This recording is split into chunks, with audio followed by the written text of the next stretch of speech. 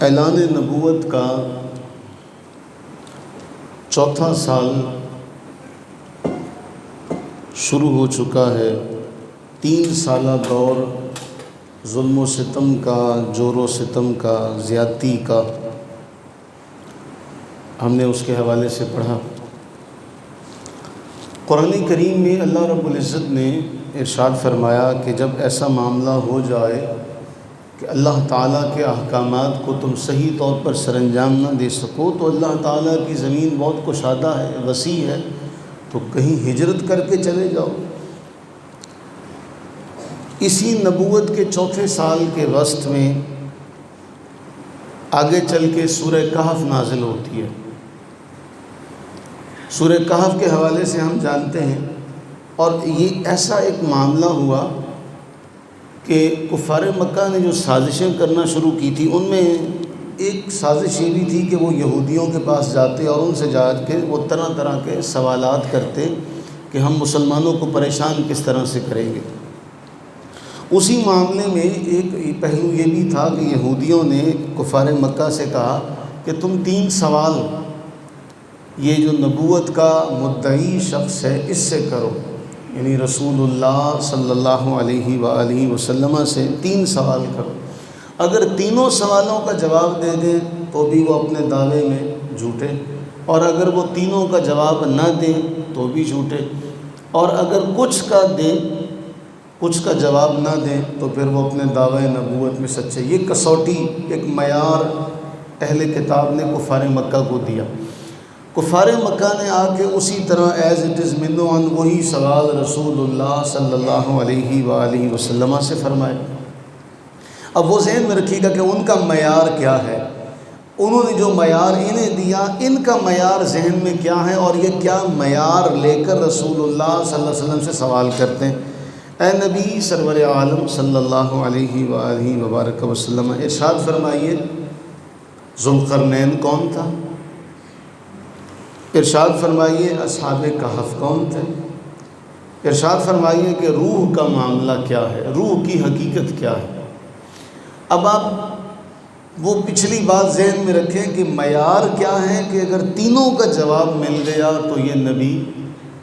اب رسول اللہ صلی اللہ علیہ وسلم ان کے معیار اور ان کے ایک سوچ کے مطابق جواب ارشاد فرماتے، ذوالقرنین کا جواب سارا دے دیا جاتا ہے، اصحاب کہف کا سارا ذکر کر دیا جاتا ہے، لیکن روح کے معاملے میں قرآن کریم یہ ارشاد فرماتا ہے، حبیب سرور عالم صلی اللہ علیہ حبیبہ دائماً ابدا، آپ انہیں فرمائیے کہ روح رب کا ایک امر ہے اور تمہیں علم دیا گیا بہت تھوڑا۔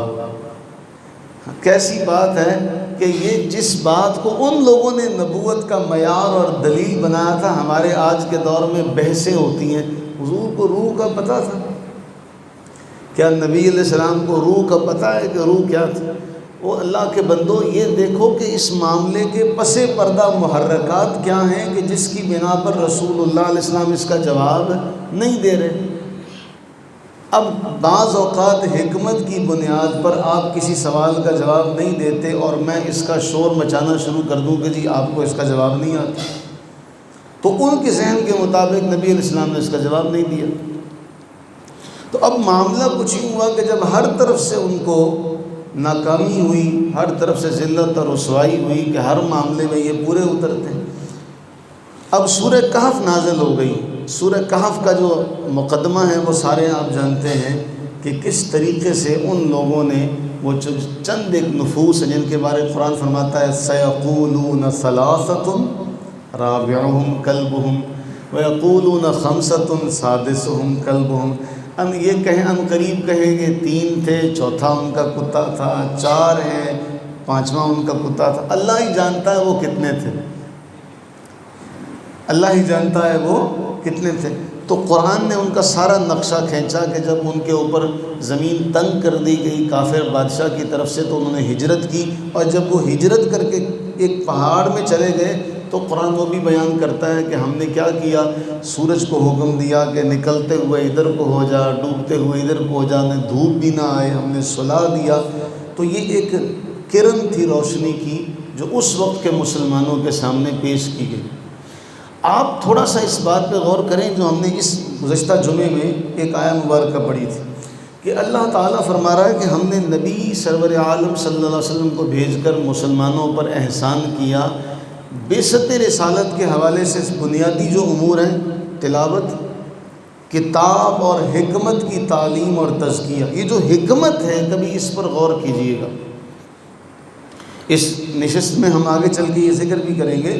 اللہ آپ قرآن اٹھائیے، قرآن میں جہاں بھی صفت عزیز آئے گی اس کے ساتھ صفت حکیم کا تذکرہ ہوگا. اللہ تعالیٰ عزیز اور حکیم، یعنی وہ غالب ہوتے ہوئے بھی حکمت کا دامن نہیں چھوڑتا. ہم کہتے ہیں جی ہم غالب ہیں تو ہم فوراً یہ بات کرتے ہیں، لیکن اللہ تعالیٰ ایسا غالب ہے کہ رات کو دن آہستہ آہستہ بناتا ہے، دن کو رات آہستہ آہستہ بناتا ہے. ہر کام تدریجاً، گریجولی، بتدریج ہوتا ہے. یہی نہیں کہ فوراً وہ کام سر انجام ہو گیا، فوراً وہ کام ظہور میں آ گیا. ایسا حکیم. اور اللہ تعالیٰ نے اسی حکمت کی آبیاری مومن کے دل میں کی ہے کہ مومن بھی اسی نقش قدم پر چلے کہ جو میں نے اپنے محبوب کریم علیہ الصلوۃ والتسلیم کو دولت دے کر بھیجا.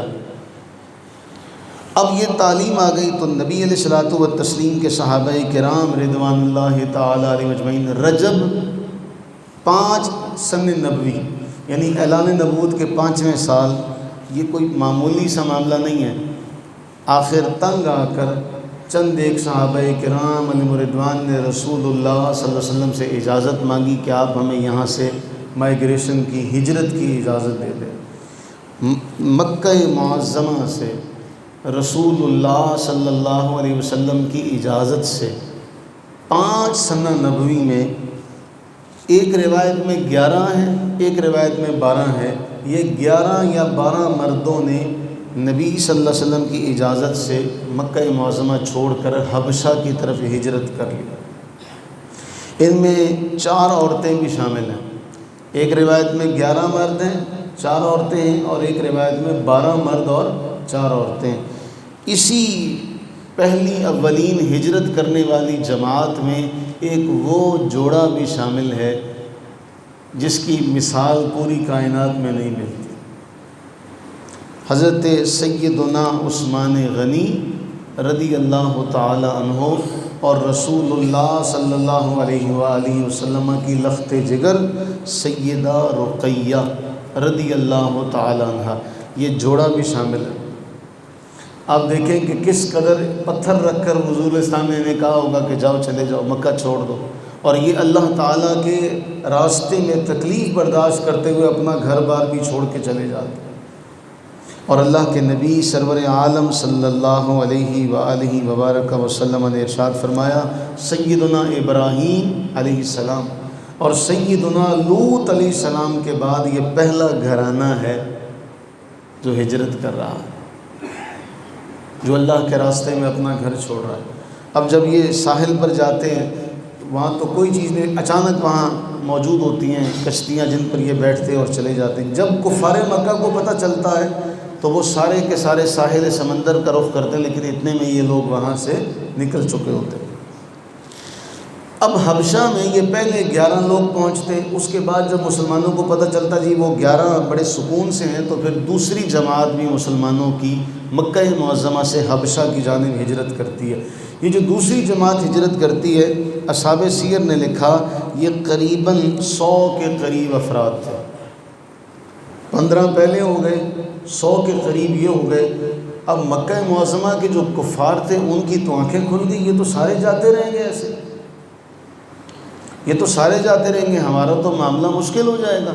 تو حبشہ میں جا کر مسلمانوں نے سکھ کا سانس لیا. وہاں کا بادشاہ بہت نیک تھا. اب کفار مکہ نے سارا جو پلاننگ کی تھی وہ ساری جب چوپٹ ہوئی تو ہم نے کہا اب ایک اور پلاننگ کرتے، ایک اور منصوبہ تیار کرتے. کیوں نہ ایسا کیا جائے، یہاں سے مکہ معظمہ کے لوگ جو عقل مند اور دانا ہیں ان کا انتخاب کر کے حبشہ بادشاہ کے پاس بھیجا جائے. یہ ہے دشمنی کہ پہلے یہاں بھی چین سکون سے نہیں رہنے دیا، اس کے بعد جب وہ ہجرت کر کے چلے جاتے ہیں پیچھے بھیج دیا 2 بندوں کو. یہ جو مکہ معظمہ والوں کی طرف سے 2 بندے بھیجے گئے تھے، ان دونوں میں ایک تو ہیں حضرت سیدنا عمر بن عاص رضی اللہ تعالیٰ عنہ، جو اس واقعے کے بعد اسلام کی طرف مائل ہو گئے تھے، لیکن اس وقت تک مسلمان نہیں تھے۔ عمر بن عاص اور عبداللہ بن ابی ربیعہ، مکہ والوں نے یہ دو بندے منتخب کیے کہ ان کو حبشہ کے بادشاہ کے پاس بھیجا جائے، لیکن اس سے پہلے کیا کیا جائے، سارے درباریوں کو بادشاہ سے پہلے مل کر تحفے تحائف دیے جائیں۔ اب اتنے تحفے اکٹھے کیے گئے، چمڑا اکٹھا کیا گیا، کیونکہ مکہ کی سوغات تھا چمڑا، تحفے میں دینے کے لیے چیزیں اکٹھی کی گئی۔ اب یہ دو بندے مکہ معظمہ سے حبشہ کی جانب جاتے ہیں کہ جا کے حبشہ کے دربار میں، جب بادشاہ کے دربار میں جائیں گے تو سب درباریوں کو، جتنے درباری تھے ان سب کو پہلے کوئی نہ کوئی تحفہ مل گیا، تاکہ جب بادشاہ کے پاس جائیں گے، آپ ان کا ذہن دیکھیے، جب بادشاہ کے پاس جائیں گے تو درباری ہمارے پہلے ہی ہم نوا بن چکے ہوں گے، ہمارا مقدمہ آسان ہو جائے گا۔ اب بادشاہ کے دربار میں پہنچے، اب درباریوں کو تو پہلے نوازا ہوا ہے، بادشاہ کو بھی تحفے تحائف پیش کیے۔ بادشاہ کو تحفے تحائف پیش کر کے کہنے لگے، اے عظیم الشان، اے بادشاہ، اے بڑی شان و شوکت والے، اور بڑا وہ لمبا چوڑا ایک القابات کا سلسلہ۔ ایسا ہوا ہے کہ ہمارے شہر کے چند ایک بے وقوف قسم کے نوجوان اپنے باپ دادا کا، دیکھیں نا، باپ دادا کا راستہ چھوڑ کے وہ غلط راستے پر چل پڑے اور وہاں سے آپ کے ملک میں آ بسے۔ انہوں نے اپنے باپ دادا کے مذہب کو بھی چھوڑ دیا ہے اور آپ کے مذہب میں بھی نہیں آئے، ہمیں چھوڑ کر آئے ہیں، آپ کے ملک میں ہیں لیکن آپ کے راستے پر بھی نہیں ہیں، ایک نیا دین ایجاد کر لیا جسے نہ ہم جانتے نہ آپ جانتے۔ تو ہمیں مکہ کے معززین اور ان لوگوں کے رشتہ داروں نے آپ کے پاس بھیجا ہے، کیونکہ یہ ہمارا آپس کا معاملہ ہے، تو آپ ایسا کریں انہیں ہمارے سپرد کر دیں۔ یہ بات کہنی تھی کہ سارے درباری بول پڑے، بالکل بالکل شہنشاہ معظم، یہ بالکل صحیح کہہ رہے ہیں۔ اب آپ دیکھیں وہ جملہ، وہ جو شعر ہم نے کئی بار پڑھا ہے کہ حجرے شاہ مقیم تے ایک جٹی عرض کرے، کتی مرے فقیر دی جری نت ٹوں ٹوں کرے، ہٹی سڑے کراڑ دی جتھے دیوا نت بلے۔ اس کے بعد پھر کیا کہتے ہیں، 5-7 مرن گونڈنا ریاں نو تاپ چڑھے، گلیاں ہو جان سنیاں جتھے مرزا یار پھرے۔ وہ جو 5-7 جو گونڈنے ہیں نا، وہ یہ ہیں جو بادشاہ کے درباری تھے۔ اب آپ اندازہ لگائیے، 2 بندے بھی آئے ہوئے ہیں، تحفے تحائف دے دیے ہیں، سارا دربار بھی ان کا ہم نوا بن چکا ہے۔ کبھی کبھی حقائق ایسے مسخ کر کے آپ کے سامنے پیش کیے جاتے ہیں کہ سارا منظر جو ہوتا ہے وہ اگلے کی مرضی کے مطابق ہوتا ہے۔ اسی لیے نبی سرور عالم صلی اللہ علیہ وآلہ وبارک وسلم کی ایک دعا اس حوالے سے بہت اہم ہے، یا اللہ مجھے اشیاء ایسی دکھا جیسی کہ وہ اصل میں ہیں، نہ کہ ایسی جیسے وہ نظر آتی۔ کتنا فصیح و بلیغ اس دعا کے اندر معاملہ ہے، اے اللہ مجھے اشیاء کی حقیقت دکھا، نہ کہ وہ جس طرح وہ نظر آتی ہے۔ اب دربار کے اندر سارے درباری بھی ان کے ہم نوا ہیں، یہ دونوں بھی اپنا رونا رو رہے ہیں، تو بادشاہ ایسے میں کیا کہے گا؟ اللہ تعالیٰ کی کرنی ایسے ہوئی، بادشاہ نے کہا نہ، ایسا نہیں ہو سکتا، واللہ ایسا نہیں ہو سکتا کہ جو لوگ اتنی دور سے سفر کر کے میرے ملک میں آئے ہوں، میرے سایہ، میرے بادشاہت کے سائے میں آئے ہوں، ان کو میں کس طرح ان کے حوالے کروں؟ کیسے ممکن نہیں؟ میں ان کی بات بھی نہ سنوں، ان کا مقدمہ بھی نہ سنوں، ان کو سنوں بغیر ان کے حوالے کر دوں، ایسا نہیں ہو سکتا۔ اب میں کیا کرتا ہوں، ان کو بھی بلاؤں گا، ان کی ساری باتیں سنوں گا، اگر مجھے ان کی باتوں سے اطمینان نہ ہوا تب میں ان کے حوالے کروں گا، ورنہ میں ان کے حوالے نہیں کروں گا۔ یہ ہے امیدوں پر اوس پڑھنا، یہ ہے امیدوں پر اوس پڑھنا۔ اب معاملہ کیا ہوا، بادشاہ نے اگلے دن بلوا لیا۔ اب آپ تھوڑی دیر کے لیے ان مسلمانوں کے دل کا سوچیں جو اپنا ملک چھوڑ کر پرائے ملک میں چلے گئے اور یہ وہاں بھی آ گئے، اور بادشاہ کی طرف سے بلاوا جب آیا ہوگا تو ان کے دل پر کیا گزری ہوگی۔ تھوڑی دیر کے لیے ذرا کنارے پر تنہائی میں بیٹھ کے سوچیں کہ اپنا ملک بھی چھوڑ دیا، پرائے ملک میں آ گئے تو وہاں بھی ان لوگوں نے پیچھا نہیں چھوڑا۔ 3 باتیں بڑی حسین ہیں اس سارے جملے میں۔ جب ان کو بلایا گیا تو ان کا مسلمانوں کا جو نمائندہ بنے تھے حضرت سیدنا جعفر بن ابی طالب رضی اللہ تعالیٰ۔ حضرت جعفر مسلمانوں کے اسپیکر، ان کے نمائندہ بن کے بادشاہ کے دربار میں پیش خدمت ہوئے تھے۔ اور چند ایک سوالات میں ایک سب سے اہم بات یہ بھی ہے کہ حضرت سیدنا جعفر فرمانے لگے کہ اے بادشاہ، ان سے پوچھئے ہم ان کے غلام تو نہیں ہیں؟ اگر ہم ان کے غلام ہیں تو پھر تو ان کا حق ہے کہ ہمیں لے جائیں۔ نمبر 2، ہم نے کسی کا قتل کیا ہے؟ اگر تو ہم نے کسی کا قتل کیا ہے اور بدلے میں ہمیں یہ لینے آئیں تب بھی ان کا حق ہے ہمیں لے جائیں۔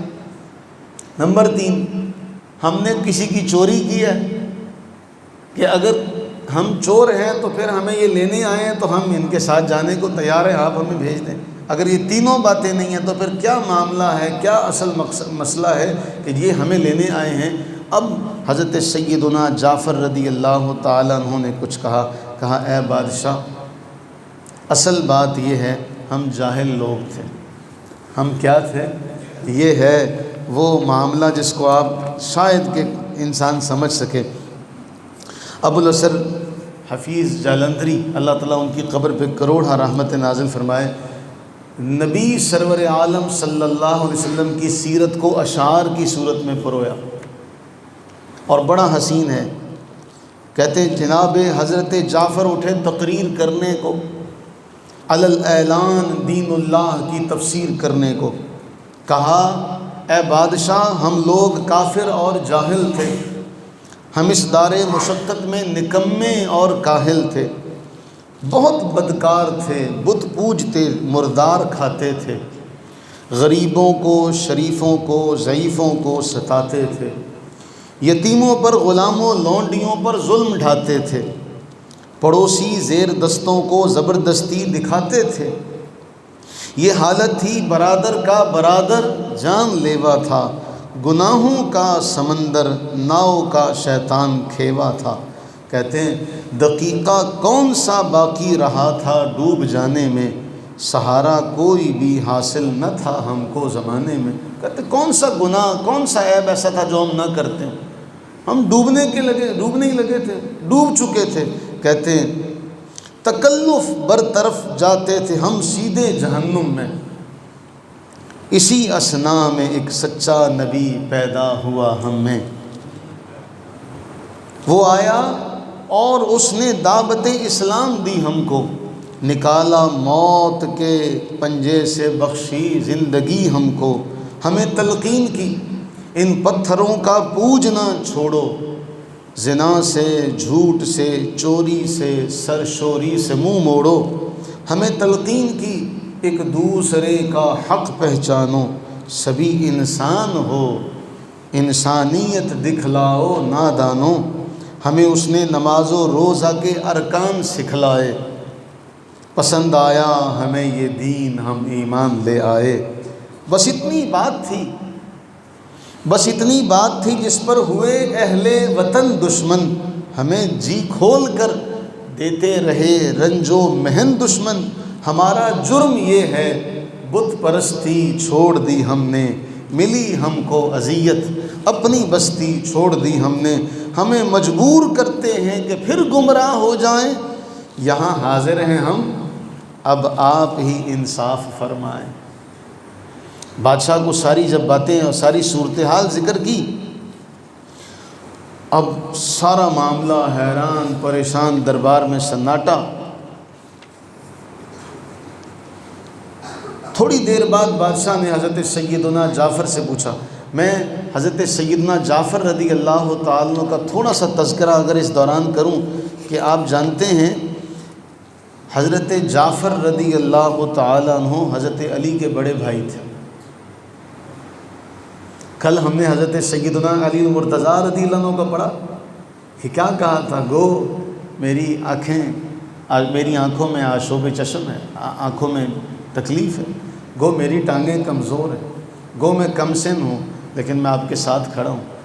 وہاں حضرت سیدنا علی رضی اللہ تعالیٰ عنہ، یہاں حضرت سیدنا جعفر رضی اللہ تعالیٰ۔ اللہ کے نبی سرور عالم صلی اللہ علیہ وسلم نے انہیں فرمایا اے جعفر، تم میرے مشابہ ہو، اخلاق میں بھی مجھ جیسے ہو، شکل و صورت میں بھی مجھ جیسے۔ اور رسول اللہ صلی اللہ علیہ وسلم حضرت جعفر سے اتنا پیار کرتے تھے، اتنا پیار کرتے تھے کہ آپ یہ اندازہ لگائیے کہ جب فتح خیبر ہوئی، اور خیبر کی فتح کوئی معمولی فتح نہیں ہے، خیبر کی جب فتح ہوئی تو اس کے پھر بعد میں انہی دنوں میں، اسی ہفتے میں کہا جاتا ہے کہ حضرت جعفر رضی اللہ تعالیٰ عنہ حضور علیہ الصلوۃ والتسلیم سے ملنے کے لیے آئے تھے۔ تو نبی علیہ الصلوۃ والتسلیم نے انہیں گلے لگایا، ان کے ماتھے پر بوسہ دیتے ہوئے فرمایا، میں یہ سمجھ نہیں رہا، میں یہ فیصلہ نہیں کر پا رہا کہ مجھے خوشی فتح خیبر کی زیادہ ہے کہ تمہارے آنے کی زیادہ ہے۔ اس قدر محبت تھی اللہ کے نبی علیہ السلام کو حضرت جعفر سے۔ اور انہی کا معاملہ ہم آگے چل کے پڑھیں گے، جب غزوہ موطا کے حوالے سے پڑھیں گے۔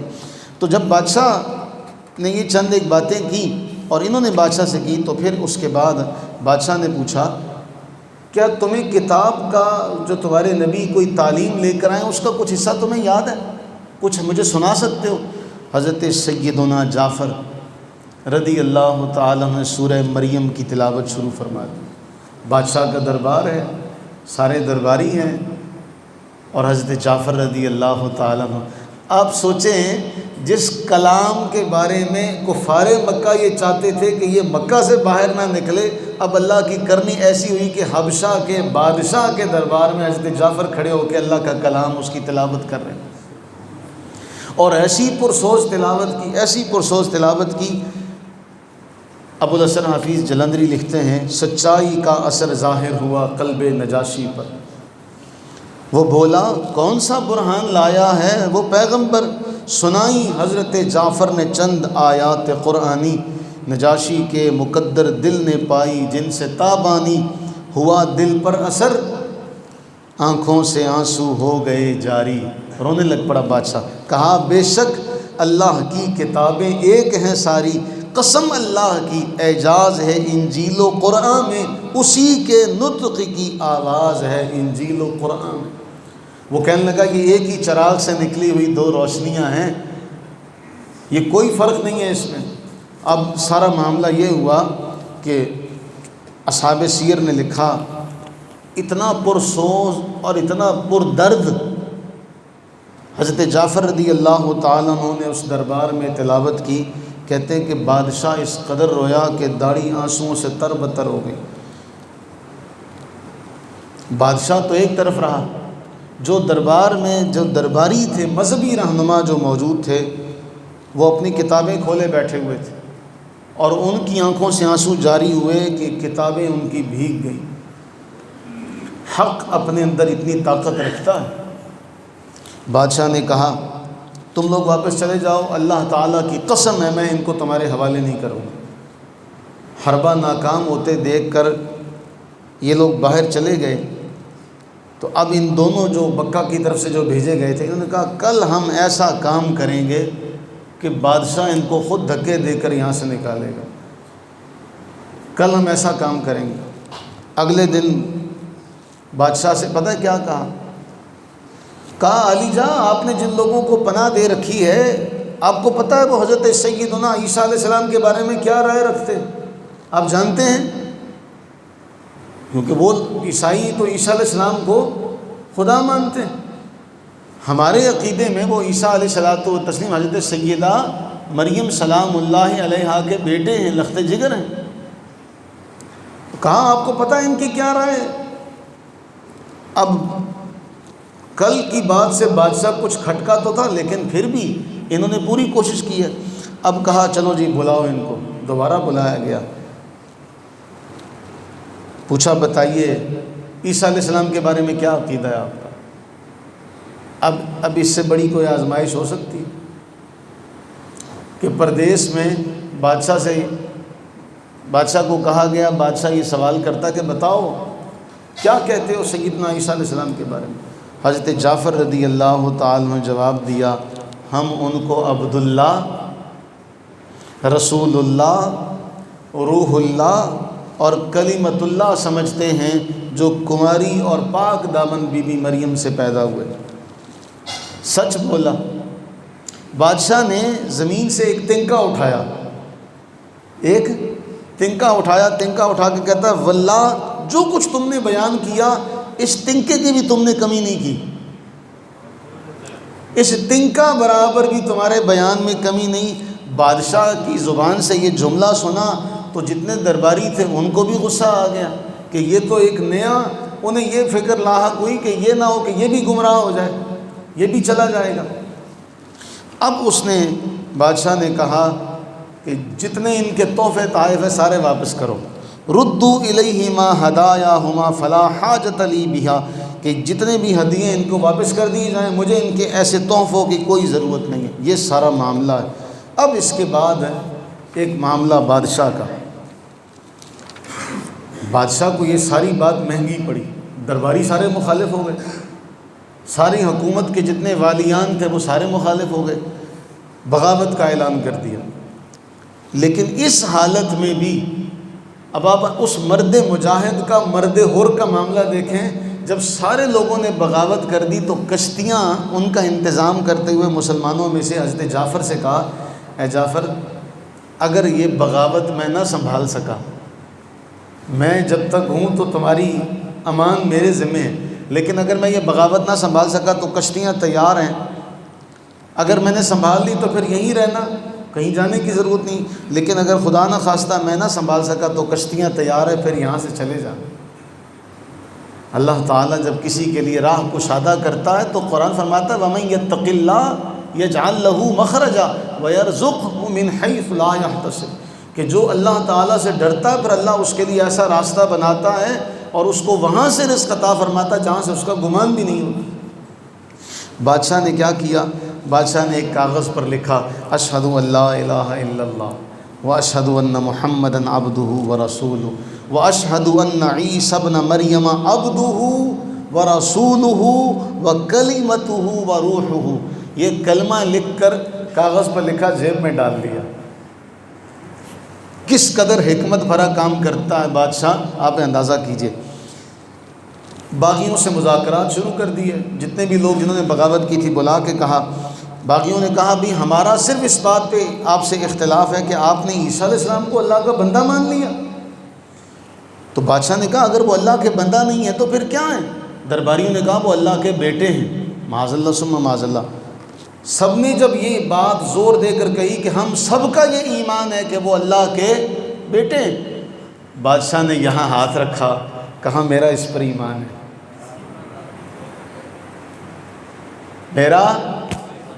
میرا اس پر۔ وہ نادان سمجھے کہ ہماری بات پر کہہ رہا ہے، لیکن بادشاہ نے کہا میرا جو لکھا ہوا تھا، کہا میرا اس پر ایمان ہے۔ انہوں نے کہا ہمارا تو کوئی جھگڑا ہی نہیں ہے۔ یوں بادشاہ نے حکمت کے ساتھ یہ جو بغاوت تھی اس کا سر کچلا تھا۔ اور میں بڑی آپ کو ایک حیران کن بات بتاؤں، آپ حیران ہو جائیں گے، اور تاریخ کے اوراق کھنگالیے، بڑی بڑی دلچسپ باتیں سننے کو سمجھنے کو ملتی ہیں۔ یہ جو نجاشی ہے یہ اپنے باپ کا ایک ہی اکلوتا بیٹا تھا۔ ہمارے ہاں لوگ سمجھتے ہیں جی بیٹا ہے، بیٹا ہے، اللہ تعالیٰ بیٹے عطا کرے۔ آپ معاشرے میں چل کے دیکھیں، یہاں ایسے لوگ بھی ہیں۔ مجھے ایک شخص نے رو کر کہا کہ جی ایک ایسا بندہ ہے، اس کے 5 بیٹے ہیں اور پانچوں کے پانچوں مالدار ہیں، اچھی پوسٹوں پر ہیں، بینک بیلنس بھی ہے، گاڑیاں بھی ہیں، نوکر چاکر بھی ہیں، لیکن باپ کو سنبھالنے صرف بیٹیاں آتی ہیں۔ کچھ دن کے لیے ایک بیٹی آتی ہے، وہ کچھ دن گزارتی ہے، باپ کی خدمت کرتی ہے، پھر دوسری بیٹی آ جاتی ہے۔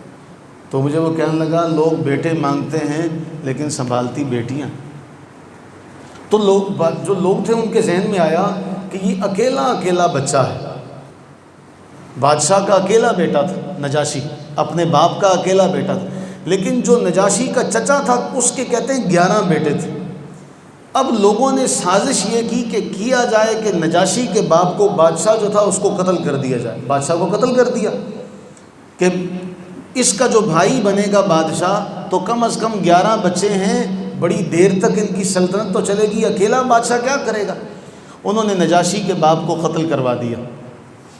ہوا یہ کہ نجاشی کا جو چچا ہے وہ دربار پر تخت نشین ہو گیا، 11 بیٹوں کا باپ۔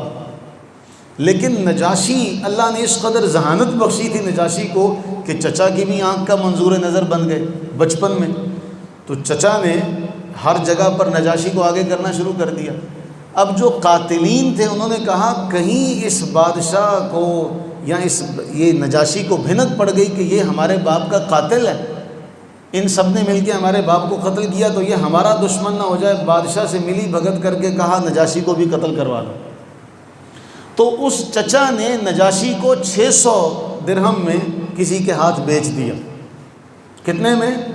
600 درہم میں بیچ دیا۔ اب وہ سوداگر لے کے جانے لگ پڑے نجاشی کو۔ کہتے ہیں اصحاب سیر نے لکھا ایسا کوئی معاملہ ہوا اللہ تعالیٰ کی طرف سے کہ وہ جہاں بادشاہ بیٹھا تھا وہ اچانک وہ بادشاہ جو تھا بجلی گری یا چھت گری، وہ بادشاہ ہلاک ہو گیا۔ اب اس کے 12 بیٹوں میں سے کوئی ایک بھی اس لائق نہ تھا کہ جس کو تخت پر بٹھا دیا جاتا۔ سوچیں ذرا اللہ کی حکمت کہ اللہ نے پہنچی وہیں پہ خاک جہاں کا خمیر تھا، اس نے جس کو حق دینا وہ کیسے بہانے بناتا کہ اب لوگوں نے پھر ماتھا ٹھینکا کیا کریں، کہنے لگے چلو اسی نجاشی کو لے آتے جس کو ہم نے بھیجا تھا۔ اب جا کے پھر اسی نجاشی کو لے کر آئے اور کہا آپ ہی ہمارے بادشاہ بنے۔ اب نجاشی اپنے باپ کے تخت پر بیٹھا، سب سے پہلے اس سوداگر کو 600 دیے، سب سے پہلے اس تاجر کو 600 روپے دیے کہ تو نے جو مجھے خریدا تھا کہیں تجھے نقصان نہ ہو جائے، کہیں تیرا گھاٹا نہ ہو کہ تیرا 600 ضائع ہو جائے، اس کو 600 دیے۔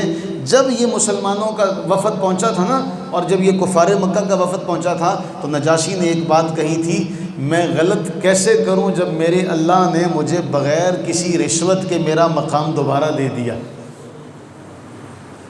تو نجاشی کے راہ راست پر رہنے کی حکمت سے کام کرنے کی ایک وجہ یہ بھی تھی۔ تو اس نے مسلمانوں سے کہا کہ جتنا تمہارا جی چاہتا ہے، تو مسلمان یہاں امن و سکون سے پھر رہنے لگے۔ یہی وہ نجاشی ہے کہ جب اس کا وصال ہوا، انتقال ہوا، تو نبی سرور عالم صلی اللہ علیہ وآلہ وبارک وسلم نے فرمایا تمہارا بھائی فوت ہو گیا، تمہارا بھائی فوت ہو گیا، چلو چل کے اس کے لیے دعا کر لیں، چل کے اس کے لیے مغفرت کی دعا کریں۔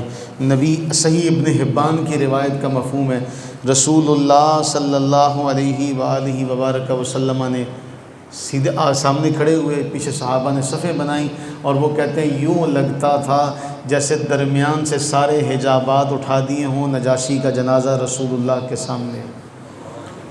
نجاشی کو یہ اعزاز بھی ملا کہ رسول اللہ صلی اللہ علیہ وسلم نے اتنی دور سے اس کا جنازہ پڑھا تھا۔